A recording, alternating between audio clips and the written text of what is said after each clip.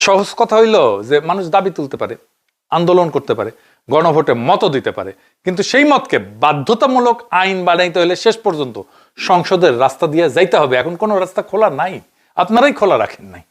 আর সংবিধান বদলাইতে চাইলে এটা তো আরো বেশি কথা। মাইক ধরে ঘোষণা দিলে হবে না, কাগজে লিখলে হবে না, আলাদা কোনো দল বা পরিষদ চাইলেই হবে না। সংসদ লাগবেই। আবেগ থাকতে পারে, জনচাপ থাকতে পারে, জনরায়ও থাকতে পারে, কিন্তু আইন আর সংবিধান বদলানোর চাবি এখনো সংসদের হাতেই। কারণ আপনার এই সিস্টেমটাকে আগে মেনে নিছেন, আগে না মানলে অন্য বিষয় করা যেত। আপনার মেনে নিছেন, এখন ঢুকে কাউমাউ করা যাবে না। এই জায়গায় বিএনপির একটা স্ট্রং পয়েন্ট আছে।